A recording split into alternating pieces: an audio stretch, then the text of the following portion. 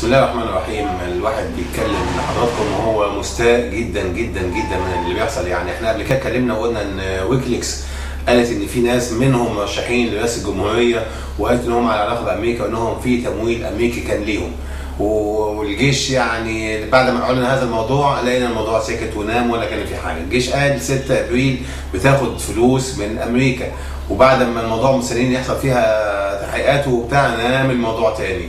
اخر حاجه بنشوفها والغريبه جدا لما مسكوا ناس بقى وظبطوهم وقضيه تمويل، وامريكا لو واحد بان احنا هنمنع عنكم المعونه، والتانيين قالوا لا احنا ما يهمناش من امريكا، الهيصه اللي حصلت دي كلها. ونبرر بقى الناس يقول لك احنا نجمع فلوس واحنا هنحارب امريكا، والوطنيه بانت في الناس. نفاجئ بمنتهى الخنوع وبمنتهى الخضوع للذل بتاع امريكا للناس، ونفاجئ ان الناس بيسافروا وعادي خالص، قرار منع السفر راح. فين القضاء بتاعنا؟ انا الله اعلم. فين الجيش بتاعنا؟ الله اعلم. قصدي المجلس العسكري يعني مش الجيش. فين الحكومه بتاعتنا اللي قالت احنا لا، وامريكا ما تملكش ان هي تفرض علينا قرار، واحنا سياده واحنا العزه واحنا وطلع ان احنا ولا حاجه.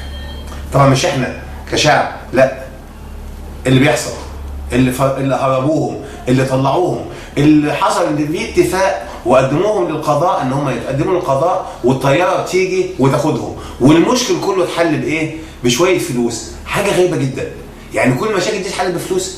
امريكا تقول لك الناس راحوا بالكفالات، احنا دفعنا لهم الكفالات. طيب الطياره اللي جت من غير اذن من غير حاجه خالص، ده غرامه ودفعنا الغرامه. كل حاجه عندهم كده بفلوس.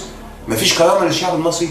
يعني بعد الثوره وبعد اللي حصل ده كله برضه ما زلنا ما عندناش كرامه. وفي بلدنا وتمسك الناس، وفي بلدنا ويخرجوا من بلدنا بمنتهى البساطه وعشان شويه فلوس. انا بصراحه ربنا يعني انا مستاء جدا. عايز اقول ان حسني مبارك كان ممكن يعمل حاجات من هذا القبيل وكتير، وقد تكون في الخفاء وقد تكون بالبجاحه، يعني بمنتهى البساطه. لكن اللي بيحصل ده طامه كبرى. انا مش عايز اقول غير ان امريكا ما زالت سيده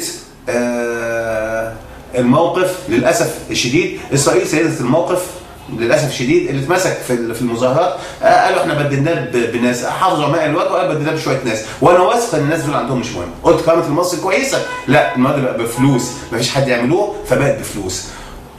عايز اقول طز في الفلوس وينعنقوا الفلوس، وكرامتنا فوق كل حاجه. وحرام عليكم يعني خلي عندكم شويه ميه وجه، خلي عندكم شويه كرامه.